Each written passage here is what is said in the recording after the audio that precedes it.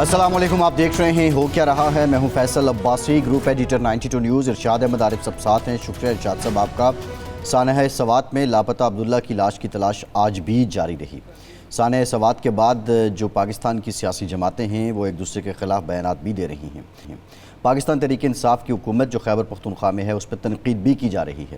یقینی طور پہ یہ ثانیہ انتہائی اندوہناک رہا ہے اور یہ ڈوبتی جانیں بہت سے سوالات کو بھی جنم دے رہی ہیں۔ سوال یہ بھی ہے کہ جہاں انتظامی اور حکومتی غفلت ہے، وہیں بطور سیاح یا بطور شہری ہماری ذمہ داری کیا بنتی ہے، کیا ہم نے نبھائی ہے، یا پھر وہاں موجود سیاحوں کے لیے گائیڈ لائنز کیا تھیں۔ بہت سے پہلو ہیں جن پہ پاکستان میں ٹی وی پہ، سوشل میڈیا پہ بات ہو چکی ہے، لیکن اب یہ سب کچھ ہونے کے بعد بنیادی نقطہ یہ ہے کہ پاکستان میں سیاحت کو کس حد تک نقصان پہنچا ہے، اور سیاحت جس کو ایک بہت بڑا ٹول سمجھا جا رہا تھا کہ پاکستان کی معیشت میں یہ ایک ہتھیار کے طور پہ استعمال ہو سکتا ہے، اور غلطی کس سطح پہ ہوئی ہے اور یہ غلطی کیا دوبارہ بھی ہوگی، یہ بنیادی نقطہ ہے۔ آج کے پروگرام میں اس پر بات کریں گے، اور اسی سارے معاملے کو لے کر جو حکومت ہے، بالخصوص پنجاب سے مسلم لیگ نون کی حکومت کی طرف سے خاصی تنقید کی گئی ہے۔ خیبر پختونخوا میں علی امین گنڈاپور کی حکومت پر نہ صرف پنجاب سے مسلم لیگ نون کے لوگ ان پہ تنقید کر رہے ہیں، بلکہ جو علی امین گنڈاپور کے مخالف گروپ ہے پاکستان تحریک انصاف کا، وہ بھی جو ان کی کارکردگی اور حکومت کی کارکردگی ہے اس پہ بہت سے سوالات اٹھا رہا ہے۔ یہ سانحہ کسی حد تک اب اس میں سیاسی رنگ بھی آ چکا ہے، اور یہ سیاست کیا صرف بیان بازی کی حد تک ہے یا واقعتاً کچھ ایسا ہوگا کہ آئندہ ان سانحات سے بچا جا سکے۔ مخصوص نشستیں ملنے کے بعد جو حکومتی جماعت ہے، لیڈنگ جماعت مسلم لیگ نون، اس کا رویہ جارحانہ نظر آ رہا ہے۔ پنجاب میں ہم دیکھ رہے ہیں کہ پہلے جو اراکین اسمبلی ہیں اپوزیشن کے، ان کو معطل کیا گیا، اور آج پھر جو 3 کمیٹیاں ہیں ان سے بھی ان کو نکال دیا گیا ہے۔ پیپلز پارٹی کیا حکومت میں آنے والی ہے؟ کیا یہ وقت موزوں ہے؟ کیا مسلم لیگ نون پیپلز پارٹی کے بغیر بھی حکومت بچا سکتی ہے؟ ان تمام سوالات کے جوابات آج کے پروگرام میں جاننے کی کوشش کریں گے۔ ہمیں پاکستان تحریک انصاف کے سینئر رہنما تیمور سلیم جھگڑا صاحب جوائن کر رہے ہیں۔ جھگڑا صاحب بہت شکریہ آپ کا، آپ سے بات کرتے ہیں۔ ارشاد صاحب، المیہ ہے، حادثہ ہے، سانحہ ہے، انتظامی غفلت بھی ہے، حکومتی غفلت بھی ہے، انسانی کوتاہی بھی ہے، یہ ہو چکا ہے، لیکن اس کے بعد اب جتنا یہ پولیٹیسائز ہو چکا ہے، یہ پولیٹیکل سٹیٹمنٹس، خواہ وہ ترجمان کے پی حکومت ہوں یا ترجمان پنجاب حکومت ہوں یا پیپلز پارٹی کے ترجمان ہوں، جو ہم نے سنی ہیں، اس میں مسئلے کے حل کا بھی کوئی اندیہ آیا ہے کہ مل بیٹھے آئندہ یہ سانحات نہ ہوں، ان معاملات سے بچا جائے؟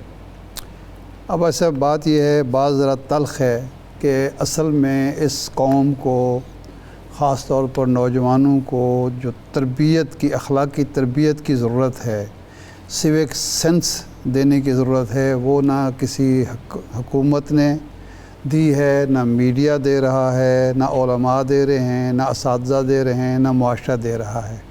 یہ جو سیلفی کا بخار چڑھا ہے اس قوم کو، اور اس کی وجہ سے ہر روز، ہر دوسرے تیسرے دن کوئی نہ کوئی واقعہ ہو رہا ہے۔ لیکن کیا ہم نے، ہر شخص نے، ہر گروہ نے، ہر شعبے نے اپنی کوئی ذمہ داری ادا کی ہے؟ ایک بفرا ہوا پانی جب آ رہا ہو اور اس وقت آپ سیلفی دینے کے لیے اس میں چلے جائیں گے تو حادثے کا امکان 100% ہوگا، بڑھ جائے گا۔ کبھی برف باری شروع ہوتی ہے تو ہم بھاگے مری پہنچ جاتے ہیں، نتھیا گلی پہنچ جاتے ہیں، طوفان سیلاب آ رہا ہوتا ہے اور ہم سیلفی بنانے پہنچ جاتے ہیں۔ لیکن روک تھام حکومت کی، انتظامیہ کی ذمہ داری ہے۔ حادثے سے وہ بچا نہیں سکتی، روک تھام کر سکتی ہے کہ یہ ایریاز ہیں۔ ابھی میں خبر چینلز پر دیکھ رہا تھا کہ یہ آپریشن شروع کیا ہے کل سے کے پی کے حکومت نے، ان ہوٹلز اور ریسٹورانٹ کے خلاف جو دریا کے کنارے ہیں، ابھی روک دیا گیا ہے تھوڑی دیر پہلے، کیونکہ کچھ بااثر سیاسی شخصیات کے ریسٹوران اور ہوٹل جو ہیں اس کی زد میں آ گئے ہیں۔ اب جہاں قانون کا یہ حالت ہوگی کہ وہ بااثر شخصیات کے سامنے بالکل مردہ ہوگا، مفلوج ہوگا، بے بس ہوگا، تو وہاں آپ کیا کریں گے؟ بالکل ٹھیک ہے۔ تو میرا خیال ہے یہ بات بس اتنی ہی ہے کہ ہمیں اپنے فرائض کا بھی شعور ہونا چاہیے، اپنی ذمہ داریاں بھی پوری کرنی چاہیے، اور حکومت انتظامیہ سے بھی توقعات رکھنی چاہیے کہ وہ بھی کچھ انتظامات کریں۔ لیکن یہ فرمائیں جھگڑا صاحب کہ آپ کے صوبے میں یہ واقعہ پیش آیا، یہ ایک بہرحال قدرتی آفت ہے، اس پر بلیم گیم جو ہے وہ تو خیر مناسب نہیں ہے، لیکن آپ اس وقت وزیر اعلیٰ کو نشانہ بنا رہے ہیں تنقید کا، جس وقت پارٹی مشکل میں ہے اور آپ کے مخالفین بھی یہی چاہتے ہیں کہ آپ کی حکومت وہاں ختم ہو جائے، تو اس کے پیچھے یہ نااہلی ہے حکومت کی یا کچھ اور معاملات ہیں؟ میں نے تو وزیر اعلیٰ کو تنقید کا نشانہ نہیں بنایا. اب شاید ایک اینٹی کرپشن ڈپارٹمنٹ کی سبمیشن کی بات یہ ہائی کورٹ میں ہوا تھا، جو میرا حق ہے اس پہ جو ہے وہ ہائی لائٹ کرنا جو ٹھیک نہیں ہو رہا، لیکن اس کو ایک سائڈ پہ رکھ دیں، سوات کے واقعے پہ آ جائے. میرے خیال میں جو بات آپ نے کی وہ بالکل ٹھیک ہے. 3-4 بات. نمبر 1، جب تک ہمارا نظام اور صرف سیاسی نظام نہیں یا بیوروکریسی کا نظام بھی ایسے ہوگا، یہ واقعے ہوتے جائیں گے. نمبر 2، جو فنگر پوائنٹنگ ہوئی اور بالخصوص جو پنجاب حکومت سے شروع ہوئی وہ بالکل شرمناک ہے. کہ دیکھیں یہ نہیں ہو سکتا کہ ہر حکومت جو ہے وہ اپنے صوبے میں جو واقع ہو ان پہ پردہ ڈالے، دوسرے صوبے میں جو واقع ہو ان پہ سیاست کھیلے. ٹھیک ہے، نظام پورے پاکستان کا ایک ہی، اور نظام کے ہمارے سارے انسٹیٹیوشن ذمہ دار. یہاں پہ سول گورنمنٹس رہی ہیں، یہاں پہ ہماری بیوروکریسی دونوں میں نہیں بدلتی. ہمارے سیاستدانوں کا بھی قصور ہے، کوئی اپنے آپ کو قصور سے باہر نہیں ٹھہرا سکتا. لیکن جب آپ سسٹم کو بدلنے کی کوشش کریں تو یہی سسٹم جو ہے وہ پش بیک کرتا ہے، آپ کو انڈیویجولی بھی پش بیک کرتا ہے. عمران خان کیوں جیل میں ہے مجھے بتائیں، قانون توڑنے کے لیے یا سسٹم پہ پش بیک کرنے کے لیے؟ تو انفارچونیٹلی اگر ہم ایک نظام نہیں بنانا چاہتے تو اس سسٹم کا تو یہی ارادہ ہوگا کہ عمران خان کو جیل میں ڈالے، اور یہ کہ اس کی قیمت جو ہے وہ پاکستان کی عوام ادا کریں گے اس ٹائپ کے واقعوں کے ہونے میں. جھگڑا صاحب، نظام کی بات ٹھیک ہے، لیکن آپ کی جماعت پہ یا آپ کی حکومت پہ جو تنقید یہ ہے کہ ٹورزم آپ کا سلوگن تھا اور 12 سال آپ کی حکومت ہے، اور اس حکومت کے دورانیے میں کوئی ٹورسٹ گائیڈنس کا کوئی انتظام ہونا چاہیے. اگر 144 وہاں پہ امپوز تھا تو اس پہ امپلیمنٹیشن کیوں نہیں ہو سکی؟ پھر یہ جو تجاوزات ہیں بیچ پانی کے راستے میں جو بنا دی گئی ہیں، اس سارے ضمن میں یہ تو بیوروکریسی اور حکومت اور ان کی ملی بھگت کے بغیر تو نہیں ہو سکتا. فیلئر، حکومتی فیلئر کو تو یہاں ہم اگنور نہیں کر سکتے. میں نے کب کہا ہے کہ حکومتی فیلئر نہیں ہوتا؟ ہر ایسے واقعے میں ہوتا. لیکن چاہے وہ کسی بھی صوبے میں ہو، جب ہم سیاست کھیلتے ہیں تو ہم کہہ سکتے ہیں کہ یہ پرائم منسٹر کا قصور تھا، چیف منسٹر کا قصور تھا. یہاں تک ضرور ہوتا ہے جب انڈیویجول سیاستدان یا پارٹیاں جو ہیں وہ نظام کو بدلنا نہیں چاہتے. جیسے فی الحال آپ دیکھ لیں پی ایم ایل این یا پیپلز پارٹی جتنی جمہوریت کی یا سول سپریمیسی کی یا ووٹ کو عزت دو کی بات کرتے ہیں، آج وہ خود کہہ رہے ہیں کہ کاش آج جیسا ہائیبرڈ نظام 90 کی دہائی میں ہو. ٹھیک ہے، کوئی جو ہے سیاستدان ہو، حکومت ہو، جب ان کے واچ کے نیچے ایسے واقعہ ہو تو یہ نہیں کہہ سکتا کہ ہماری رسپانسبلٹی نہیں ہے. ٹھیک ہے جی، آپ ٹھیک کرنے کی کوشش ضرور کر سکتے ہیں. جو میرا پوائنٹ ہے کہ آپ انڈیویجول چیزیں تو ٹھیک کر دیں گے. جب میں ہیلتھ منسٹر تھا تو خیبر ٹیچنگ ہاسپٹل میں ایک واقعہ ہوا تھا، وہاں پہ جو ہے وہ انتظامیہ کی غفلت کی وجہ سے ایک آکسیجن ٹینک جو ان کا تھا اس میں آکسیجن نہیں تھا، 7 لاشیں ضائع ہوئی تھی. اس کے بعد 2 سال مجھے ہر روز 9 بجے ایک میٹنگ جو ہے وہ چیئر کرنی پڑی. کووڈ کا وقت تھا. کیونکہ جو آکسیجن کے سپلائیز کے مسئلے تھے پوری دنیا میں ایک مسئلہ تھا. I felt that I had to break the system. کیا مجھے کیا صلہ ملا؟ مجھے صلہ یہ ملا کہ نظام نے مجھے 25,000 ووٹ لینے کے باوجود 1600 ووٹ والے سے سیٹ ہرائی. ٹھیک ہے، یہ آپ کو نظام سکھاتا ہے. ان آفیسرز کو کیا صلہ ملا جنہوں نے میرے ساتھ کام کیا؟ انہیں بھی یہ صلہ ملا کہ یار تیمور جھگڑا کو پکڑنا ہے تو ان آفیسرز کے پیچھے بھی پڑ جاتے ہیں جو اس کے ساتھ کام کر رہے تھے. یہ میری کہانی انڈیویجولی نہیں ہے. یہ آپ دیکھ لیں کوئی بھی چینج ایجنٹ آیا ہو اس کے پیچھے جو ہے وہ یہ ہوگا. تجاوزات ہم نے 3 سال پہلے بھی جو ہے وہ ریموو کیے تھے، ابھی بھی ریموو ہوں گے. جس ٹائپ کا اسٹرکچرل چینج ہمیں چاہیے سسٹم آف ایڈمنسٹریشن میں، وہ اسٹرکچرل چینج ایسے نہیں آئے گا کہ آپ ڈنڈے کے زور پہ ملک کو چلائیں، آپ بیوروکریسی کو دبائیں، آپ جوڈیشری کو دبائیں، آپ پولیس کو دبائیں. کیونکہ پھر جو ہے وہ آپ کو پولیس، بیوروکریسی، جوڈیشری وہ بھی جو ہے وہ یہی پرفارمنس دے گی جو آپ پورے پاکستان میں دیکھتے ہیں. اور پھر یہ بھی ہوگا کہ جب آپ جو ہے وہ رینٹ سیاست دان والا سسٹم کھیلنا چاہتے ہیں نا تو پھر نہیں جھگڑا صاحب دیکھیں جھگڑا صاحب آج جو آپ اتنی انقلابی باتیں کر رہے ہیں اور سسٹم کے خلاف ہیں، یہ رینٹ سیاست دان ہم نے تب بھی دیکھا کہ جب آپ کی پارٹی میں لوگ آ رہے تھے 2017-18 میں، تو اس وقت یہ کہا تھا جی سوال سن لیں جھگڑا صاحب، سوال سن لیں.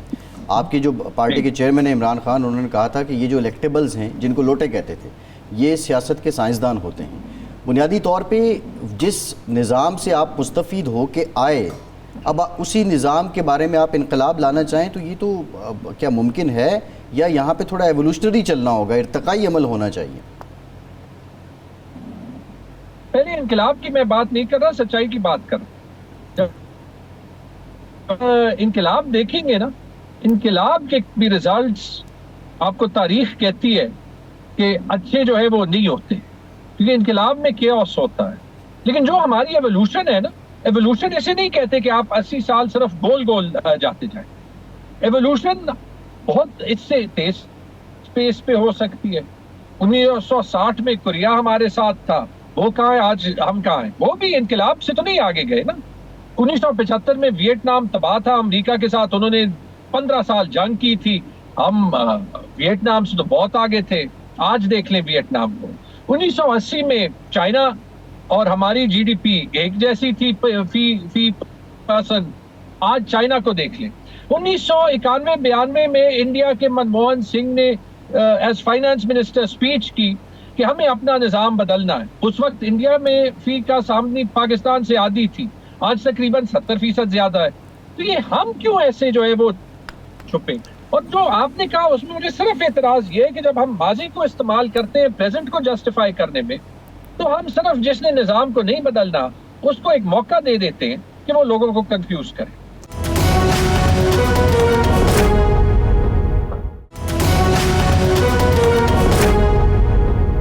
یہ فرمائیں کہ اس وقت جو صورتحال ہے آپ کے پارٹی کی، آپ کی کے پی کے حکومت کی، بجٹ منظور ہوا 23 تاریخ کو، آپ کی پارٹی کے لوگوں نے اپنے وزیر اعلیٰ پر تنقید کی کہ یہ بجٹ 27 کو، 28 کو، 29 کو، 30 کو بھی منظور ہو سکتا تھا، اتنی جلدی کیا تھی؟ اور پھر کمپرومائز کے نعرے بھی لگے. تو آپ کیا سمجھتے ہیں، چونکہ آپ فائنانس منسٹر رہے ہیں، کہ کوئی قانونی اور آئینی مجبوری ہوتی ہے کہ آپ نے بجٹ کے پی کے کا سب سے پہلے منظور کرنا ہوتا ہے، اجلاس بھی پہلے بلانا ہوتا ہے، یا کوئی دباؤ تھا جس کی وجہ سے جناب عمران خان کی جو ہدایات تھے ان کو بھی نظر انداز کرنا پڑا؟ سر جی بجٹ ہو گیا، چھوڑ دیں، آگے جائیں. نہیں جھگڑا صاحب ہو نہیں گیا نا، یہ بنیادی سوال ہے کہ کیا آپ کا پارٹی لیڈر کہتا ہے میری مشاورت سے کریں، اس کو بائی پاس کر کے آپ بجٹ منظور کرتے ہیں، آپ کی جماعت کے لوگ کہتے ہیں کہ آپ کا جو وزیر اعلیٰ ہے وہ کمپرومائزڈ ہے. تو کیا آپ کی، کیونکہ آپ ایک سینئر سٹیک ہولڈر نے پارٹی کے، بالخصوص کے پی کے میں، تو آپ کی رائے آنا ضروری ہے. چلیں ٹھیک ہے، بلکہ میں تو ان 5 لوگوں کا حصہ ہوں جنہوں نے خان صاحب سے مل کر 30 تاریخ تک بجٹ پاس کرنا ضروری ہے. ضروری ایسے ہے کہ کہیں آئین یا قانون میں نہیں لکھا، لیکن 30 تاریخ کے بعد آپ کافی جو ہے وہ اتھارٹی کے ساتھ یہ آرگیو کر سکتے تھے کہ وفاقی حکومت کے پاس یہ موقع ہوتا کہ وہ ایمرجنسی لگا کے اگر کوئی شرارت کرنا چاہتے تو وہ شرارت کرتے. آپ میرے خیال میں جہاں پہ تنقید ہو رہی ہے، تنقید سپورٹرز سے ہو رہی ہے. دیکھیں سپورٹرز کا اپنا ایک جذبہ ہوتا ہے، لیکن میرے خیال میں کچھ چیزیں جو ہمیں انٹرنلی دیکھنی چاہیے. جو انٹرنل ریفٹ سامنے آ رہے ہیں وہ اس لیے آ رہے ہیں کہ جو عمران خان سے ملاقاتیں بند کر کے جو یہ نظام چاہتی ہے، وہ چاہتی یہ ہے کہ یہ جب لیڈر لیس ہو جائیں گے تو ایک دوسرے سے لڑیں گے. اب وہ چیلنج ضرور ہے کہ اس میں ہم نے وہ طریقہ نکالنا نہیں نکالا. جیسے آپ نے کہا، مجھے جو ہے وہ اینٹی کرپشن نے کورٹ میں 2 کیسز پہ نوٹس سرو کیا. میں حیران ہوں. وہ کیسز آپ دیکھ لیں، ان کا کنٹینٹ آپ دیکھ لیں. ٹھیک ہے، میں نے بالکل کمپلین کی ہے کہ یہ غیر مناسب تھا اور یہ ہمارے اینٹی کرپشن ڈپارٹمنٹ کے بارے میں بہت کچھ کہتا. یہ میرا کہنے کا حق ہے. اگر جو ہے وہ ہمارے انٹرنل پروسیسز کام نہ کرتے ہوں تو at some point you have to speak out. لیکن یہ ٹھیک ہو سکتا ہے، یہ ٹھیک ہوگا. انفارچونیٹلی آج یہ ہمارے لیے ایک چیلنج ہے ایز اے کلیکٹیو لیڈرشپ کہ اس کو ہم ٹھیک کریں. اور اسی طرح ہمیں یہی دیکھنا ہے کہ آپ بجٹ کا معاملہ لے لیں اور میرے خیال میں سب سے پہلے یہ کی پی حکومت کو ریفلیکٹ کرنی چاہیے کہ شاید وہ پوزیشن تھوڑی فرق لے سکتے تھے. ٹھیک ہے جی, شاید وہ جو ہے وہ 2-3 دن تو تھے نا. اب اگر آپ مجھے یہ کہیں کہ یہ بجٹ 23 کو پاس کرنا ضروری تھا, تو میں آپ کو کیسے اس کا جواب دوں جب 23 کو کوئی اور بجٹ نہیں پاس ہوتا. ان کی وجوہات ہوں گی, میں ابھی اس نہیں, علی امین کمپرومائز ہیں, علی امین کمپرومائز ہیں, علی امین کیا کمپرومائز ہیں؟ سر میرا کسی سے کتنا بھی اختلاف ہونا, میں کچھ باتیں جو ہے وہ ان میں پڑھتا ہی نہیں ہوں. میرے خیال میں کوئی نہیں کمپرومائز, جو کمپرومائز ہے وہ خود ہی قیمت پے کرے گا. میرے پاس یہ حق نہیں ہے کہ میں کسی کو کمپرومائز جو ہے وہ آپ کو جھگڑا صاحب اینٹی کرپشن سوال اٹھائے, جواب دینے کا حق ضرور ہے. وہ جواب میں جو ہے وہ دیتا ہوں, پارٹی کے اندر ہو پارٹی کے باہر ہو, کیونکہ میرے پاس کچھ پانے کا نہیں ہے. لیکن یہ میں دیکھیں ضروری چیز کی بات سن لیں اب 1 منٹ صرف مجھے دیں. جی ہم پڑ جاتے ہیں ان مسئلوں میں. ہمیں پڑھنا چاہیے پاکستان میں آئین, قانون, الیکٹرل لیجیٹمیسی, عمران خان کی آئسولیشن, عمران خان سے ان کے چیف منسٹر ہو, لیڈر آف دی اپوزیشن ہو, senate leader of the opposition ہو, ان کی فیملی ہو, وہ کیوں نہیں مل سکتے؟ کس قانون کے تحت نہیں مل سکتے؟ آئین کے کون سے شق کے تحت نہیں مل سکتے؟ یہ پاکستان کے نظام کے بارے میں کیا کہتا ہے؟ اچھا جھگڑا صاحب یہ بتائیں, جھگڑا صاحب آپ نظام کی بات کرتے ہیں, آئین کی پاسداری کی بات کرتے ہیں, اینٹی کرپشن اگر آپ کو نوٹس کر رہا ہے تو اس میں کیا مسئلہ کیا ہے؟ آپ اپنی وضاحت پیش کر دیں. وہ تو ایک صوبے کا محکمہ ہے, وہ آپ کو نوٹس کر رہا ہے, آپ جائیں, آئین کی پاسداری تو ایسے ہی ہوگی, اس پہ اتنے شکوہ نہ ہونے کی کیوں ضرورت پیش آ رہی ہے؟ میں آج چیف سیکرٹری صاحب کے پاس گیا, نوٹس نہیں تھا یار, پریلیمنری انویسٹیگیشن ہے, آپ کو ایک پلٹ تو لے نا. ایک بندہ ہے, اب میں اس کا نام ٹی وی پہ نہیں لیتا, اس نوٹس میں میرا نام ہی نہیں ہے. اب وہ اس بندے کی کوئی کرتوت ہے, وہ پروبیبلی وہ اس ٹائپ کا گندا نوٹس ہے جو کہ آپ کو لے کے پھاڑ دینا چاہیے. آپ جا کے دیکھ لیں وہ نوٹس, میں آپ کو بھیجتا ہوں, اور آپ کل اس پہ خود کمنٹ بھی کریں. میں آپ کو چیلنج کرتا ہوں کہ وہ نوٹس ٹی وی پہ پڑھ لیں, آپ ٹی وی پہ بھی نہیں پڑھ سکیں گے. ٹھیک ہے, اب یہ کام بھی یہ صرف پی ٹی آئی کا نہیں ہے. انفارچونیٹلی ہمارے سارے اینٹی کرپشن کے ادارے جو ہیں وہ انفارچونیٹلی پولیٹیکل لیوریج کے اور بلیک میلنگ کے ٹولز بن جاتے ہیں. ٹھیک ہے جی, اب ایک نوٹس لے لیں جس سے میرا کوئی کرنا دھرنا نہیں ہے, 18 مہینے سے وہ نوٹس جو ہے وہ کھلا پڑا ہے. تو 2 چیزیں ہو سکتی ہیں. اگر آپ 18 مہینے میں ایک نوٹس کو پروسیس نہیں کر سکتے کہ اصلی ہے نقلی ہے, کیونکہ بظاہر تو لگتا ہے کہ کوئی فیک آدمی نے لکھا ہے, اس میں میرا کوئی یہ نہیں کہہ سکتا کہ میرا کوئی رول ہے. ٹھیک ہے, میں شرم کے مارے ٹی وی پہ نہیں ڈسکرائب کر سکتا کہ جس کی چیف سیکرٹری نے آپ سے کیا کہا ہے؟ چیف سیکرٹری نے کیا کہا ہے آپ سے جھگڑا صاحب؟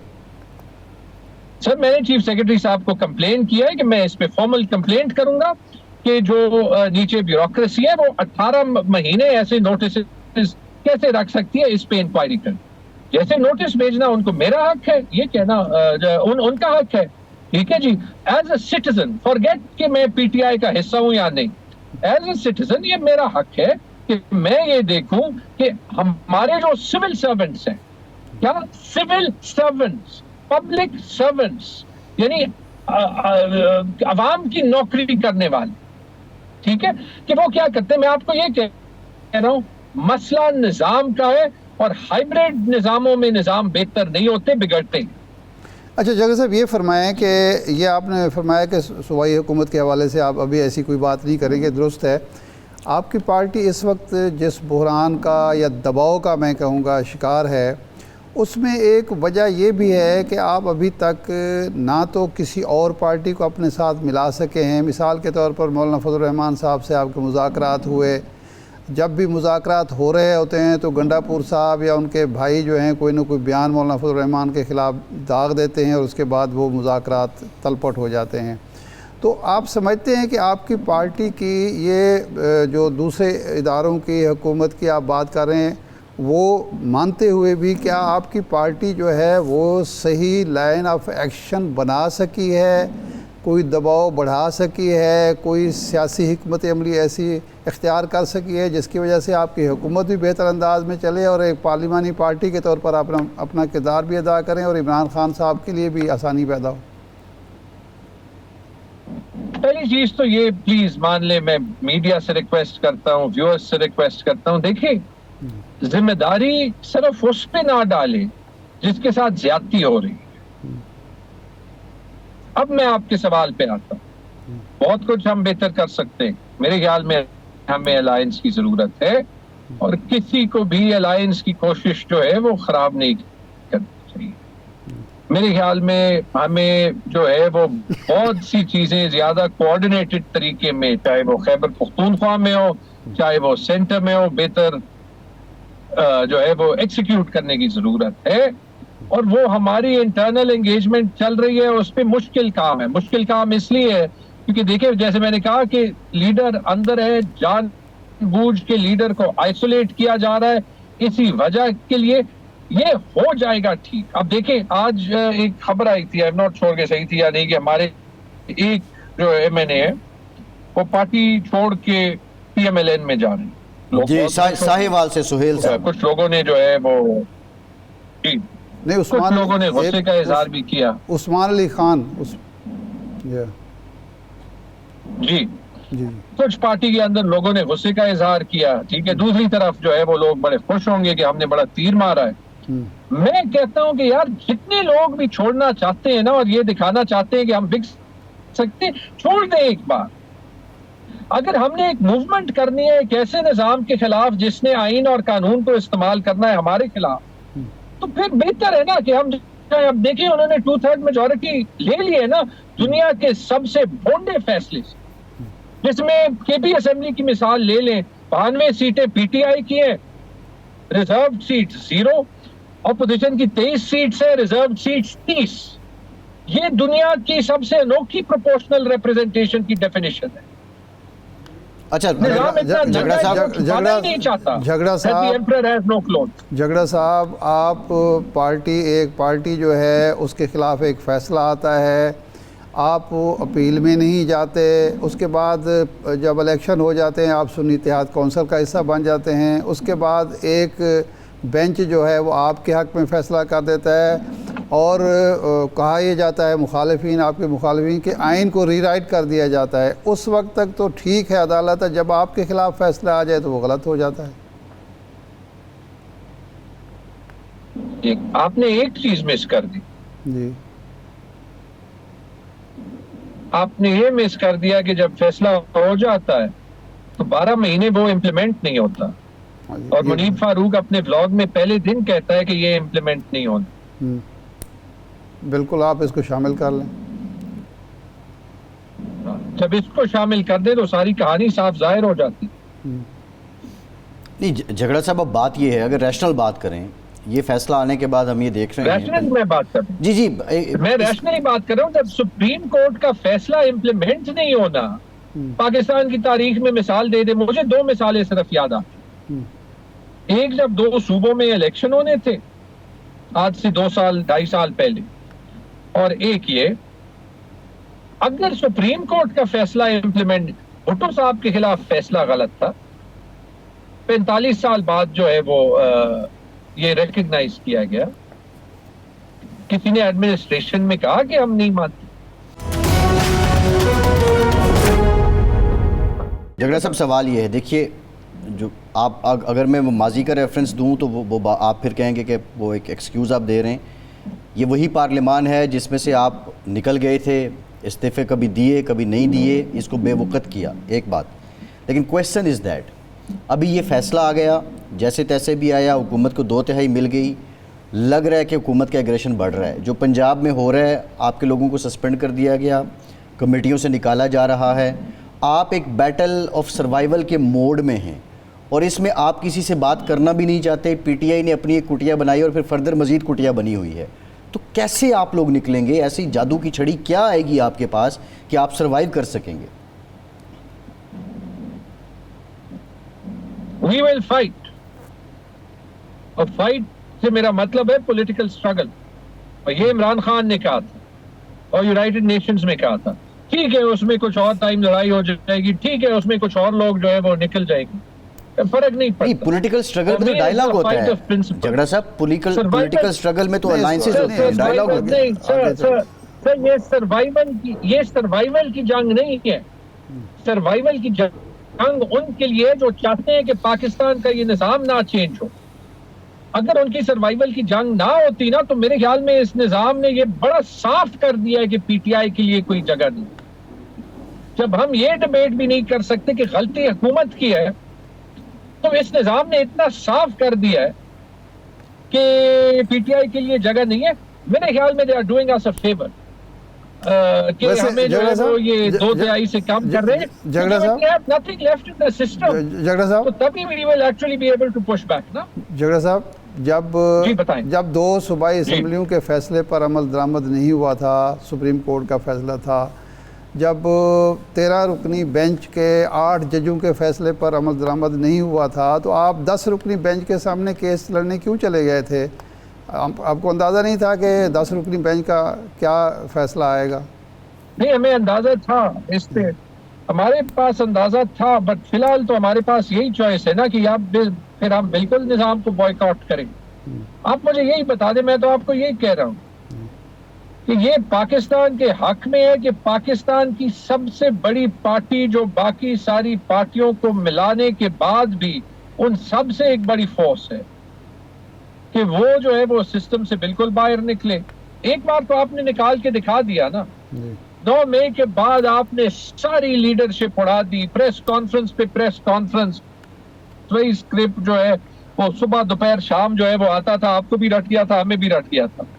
8 فروری کو فرق پڑا؟ نہیں پڑا نا. ٹھیک ہے، انتظار کر دیں گے مہینہ، 6 مہینے، سال.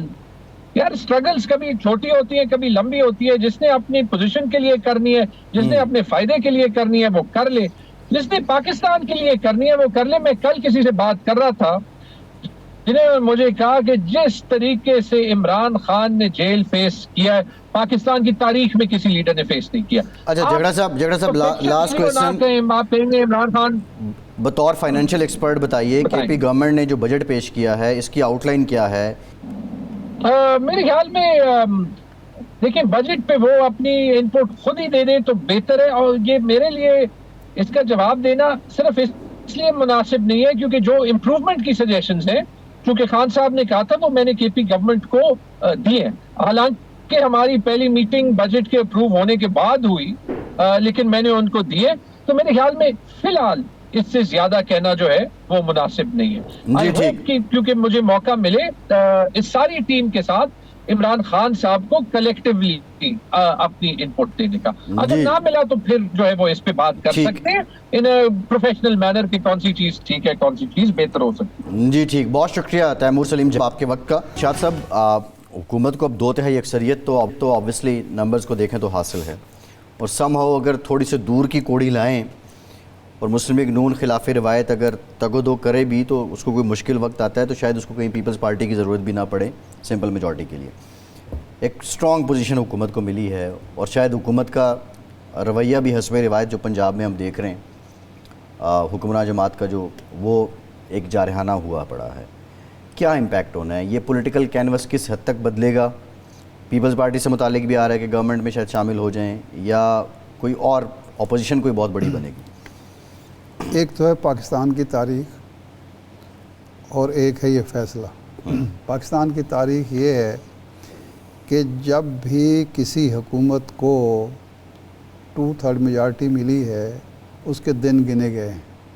ہاں یہ بھی ہے، یعنی ہم نے ہیوی مینڈیٹ کا حشر بھی دیکھا ہے اور باقی جو 2/3 میجارٹیز جہاں جہاں جب ملی ہے اس کا حشر بھی ہم دیکھ چکے. یہ میرے خیال نواز شریف صاحب کی قسمت میں ہی رہی ہے 2/3 بازو کا دیکھا جائے. قسمت میں نہیں ہے، وہ خوش قسمت ہیں کہ انہیں ہی ملتی ہے اور اس کے بعد وہ پھر عوام وہ بھی سزا بھگتتے ہیں اور عوام بھی بھگتتے ہیں.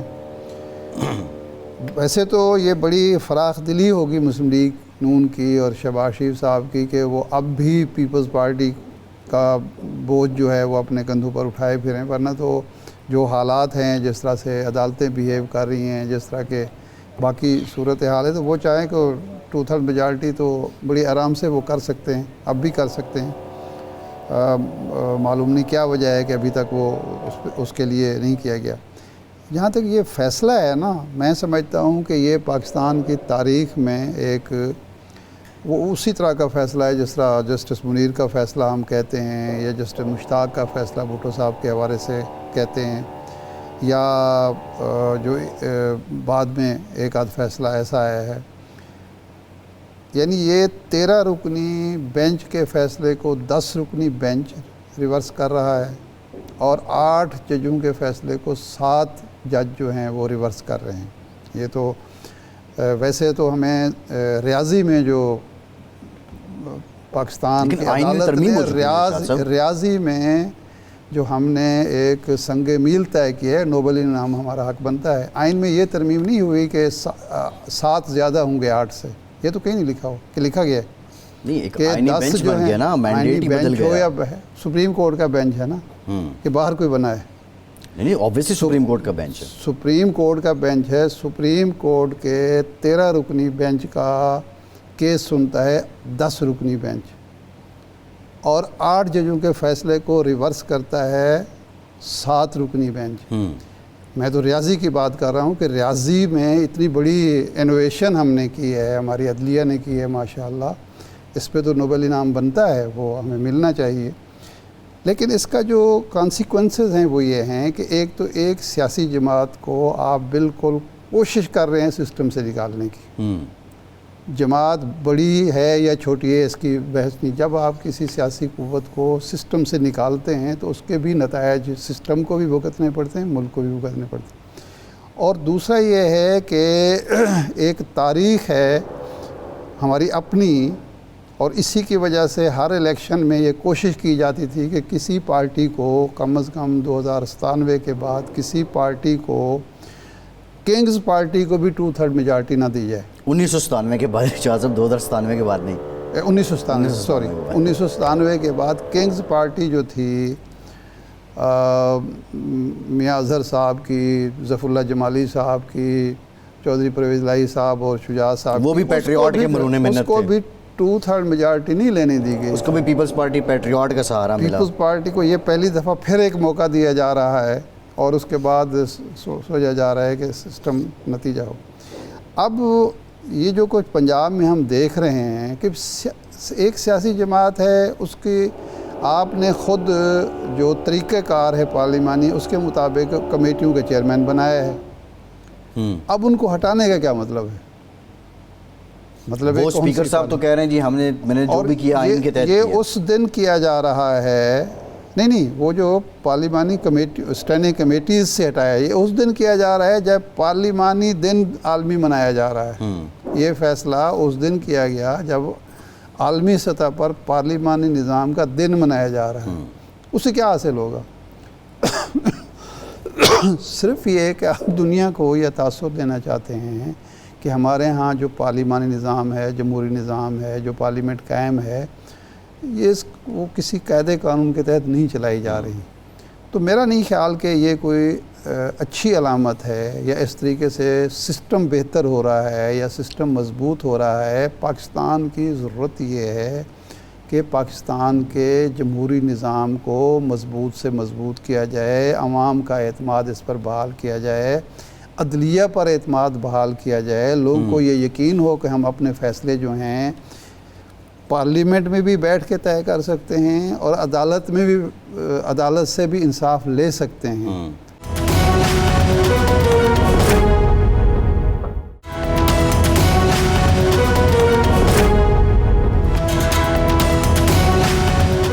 بریک کے بعد ایک بار پھر سے آپ کو خوش آمدید کہیں گے. ہمیں جوائن کیا ہے سینئر قانوندان حسن رضا پاشا صاحب نے. پاشا صاحب بہت شکریہ آپ کا.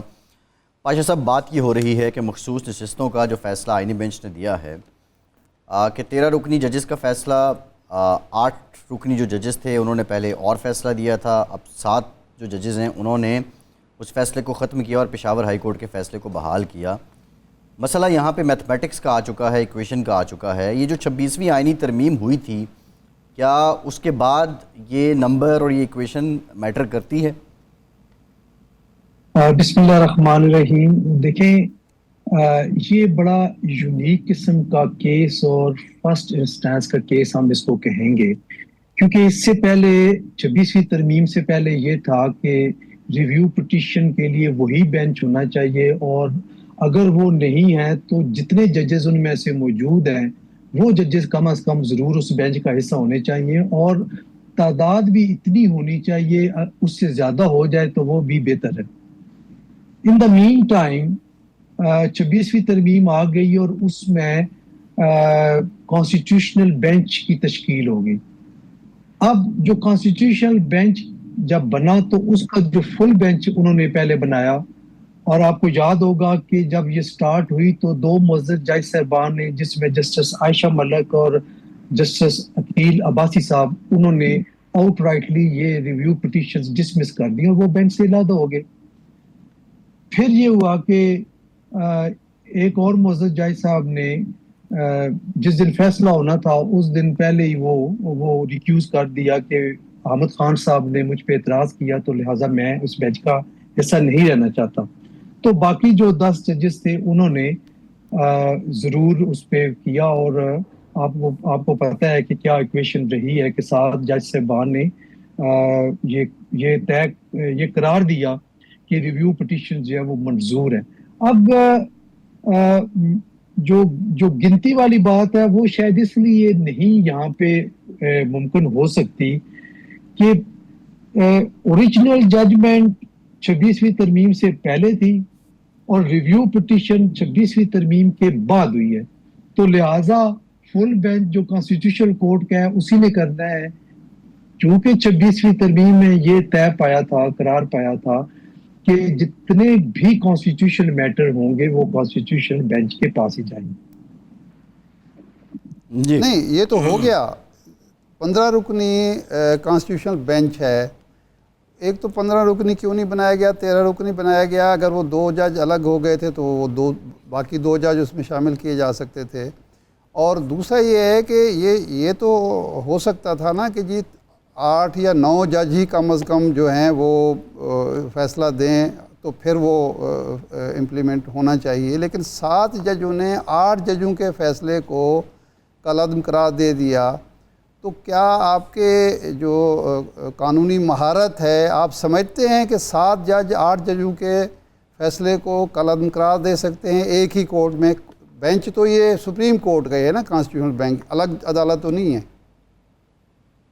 سر اگر 26ویں ترمیم سے پہلے کی بات ہوتی تو بالکل آپ کے سوال میں وزن تھا کہ 8 ججز کے فیصلے کو 7 ججز انڈو نہیں کر سکتے، لیکن یہاں پہ کیا ہے، اگر 2 ججز کی گنتی کریں ان کی جنہوں نے پہلے آؤٹ رائٹلی خارج کر دی وہ بھی اس میں شامل کریں، 3 یہ کر دیں تو 7-5 کی ریشو سے اس کو ہم کہیں گے کہ یہ فیصلہ آیا ہے۔ لہٰذا وہ 26ویں ترمیم کے تناظر میں یہ کہا جائے گا کہ انہوں نے ٹھیک کر دیا ہے۔ 26ویں ترمیم میں یہ کہیں کہا گیا ہے کہ چھوٹا بینچ جو ہے بڑے بینچ کو اور کم جج زیادہ ججوں کے فیصلے کو کالعدم قرار دے سکتے ہیں، ریورس کر سکتے ہیں؟ شاہ صاحب یہ بالکل نہیں کہا گیا۔ یہاں پہ پرابلم صرف اتنی ہے کہ جو کانسٹیٹیوشنل بینچ ہے اسی نے سماعت کرنی ہے۔ ہاں اگر کانسٹیٹیوشنل بینچ نہ ہوتا تو پھر آپ کی بات 200% ٹھیک تھی کہ یہ 8 کے فیصلے کو 7 انڈو نہیں کر سکتے، اور نہ ہی وہ ججز جو کانسٹیٹیوشنل بینچ سے باہر بیٹھے ہیں وہ باہر بیٹھے ہوتے، بلکہ وہ اس بینچ کا حصہ ہوتے اور وہ اس میں شامل ہوتے۔ اس کا مطلب ہے کہ اگر کل کو کانسٹیٹیوشنل بینچ جو ہے وہ 5 رکنی بنے اور 13 رکنی کوئی فیصلہ ہو سپریم کورٹ کا، تو وہ 5 رکنی بینچ بآسانی اس کو کالعدم قرار دے سکتا ہے، کیونکہ وہ کانسٹیٹیوشنل میرا خیال ہے نہیں، یہ کوئی ہر کیس میں ممکن نہیں ہے، کیونکہ یہ جو ریویو پٹیشنز فائل ہوئی ہیں، یہ ریویو پٹیشنز ارشاد صاحب آپ ذرا دیکھ لیں within 20 days فائل کرنی ہوتی ہیں اوریجنل ججمنٹ آنے کے بعد۔ تو میرا خیال ہے ایسا فی الحال کوئی ایسا کیس کانسٹیٹیوشن بینچ میں پینڈنگ نہیں ہے ماں سوائے 26ویں ترمیم کو جو چیلنج کیا گیا ہے۔ اس کے علاوہ اور کوئی ایسا کیس نہیں ہے جو اس تناظر میں آئے، تبھی میں نے کہا تھا کہ فرسٹ انسٹانس کا کیس ہے۔ آگے چلتے ہیں، یہ فرمائیں کہ اب 27ویں ترمیم کی بازگشت سنائی دے رہی ہے، بلکہ اسلام آباد ہائی کورٹ کے تو جو صدر ہیں انہوں نے کہا بھی کہ ہم اس کی حمایت کریں گے. تو 27ویں ترمیم جو آ رہی ہے بعض گاہ سنائی دے رہی ہے, آپ سمجھتے ہیں کہ اس وقت ضرورت ہے 27ویں ترمیم کی؟ ہاں دیکھیں, اب تو پارلیمان کی جو حیت بن گئی ہے وہ 27ویں کیا 28ویں بھی کر سکتے ہیں. اچھا. ویسے تو پہلے 26ویں بھی آپ نے دیکھا کہ کوئی اتنی پرابلم نہیں ہوئی. اور انٹرسٹنگلی 26ویں ترمیم میں جو اپوزیشن کی مین جماعت ہے پی ٹی آئی, اس کی بھی کنسنٹ امپلائڈلی شامل تھی, کیونکہ انہوں نے جو ترامیم مولانا فضل الرحمان صاحب کے ذریعے کروائیں اس وقت بھی آپ دیکھیں کہ جو اوریجنل مسودہ تھا اس میں کانسٹیٹیوشنل کورٹ کا ذکر تھا, کانسٹیٹیوشنل بینچ کا نہیں تھا. تو یہ پی ٹی آئی کے مطالبے پہ کانسٹیٹیوشن بینچ بنایا گیا. اور تیسری بات جو بڑی امپورٹنٹ ہے وہ یہ ہے کہ تاریخ کی درستگی کے لیے ان کو پارلیمان میں بیٹھنا چاہیے تھا اور لو کی آواز کہنی چاہیے تھی, لیکن انہوں نے بائیکاٹ کر دیا. تو نظر یہ آ رہا تھا کہ اپوزیشن اس وقت کی جو پی ٹی آئی کی جماعت تھی انہوں نے لو کہنے کے لیے بھی اسمبلی میں نہیں آئے. تو یہ کنسنٹ کے ساتھ 26ویں ترمیم ہوئی ہے. اچھا, یہ فرمائیں کہ صدر سپریم کورٹ بار کا آج میں بیان پڑھ رہا تھا, انہوں نے کہا ہے کہ جی اب ضرورت ہے کہ ایک کانسٹیٹیوشنل کورٹ بنائی جائے, یہ بینچ جو ہے اس کی بجائے زیادہ بہتر ہے. تو آپ سمجھتے ہیں کہ اگر وہ کانسٹیٹیوشنل کورٹ الگ سے بن جائے تو وہ زیادہ فائدہ مند ہوگی, اور یہ کانسٹیٹیوشنل بینچ جو ہے وہ مقاصد پورے نہیں کر پا رہا, جس کی وجہ سے ایک آئینی کورٹ کی ضرورت محسوس ہو رہی ہے؟ شاہ صاحب, میں ویسے خود کانسٹیٹیوشن کورٹ کے خلاف تھا, اور آپ کو یاد ہوگا آپ کے پروگرام میں بھی یہ بات کی تھی کہ کانسٹیٹیوشنل بینچ بن جائے تو وہ زیادہ بہتر ہے, کیونکہ 2 چیف جسٹس ہو گئے تو اختیارات کی کھینچا تانی شروع ہو جائے گی.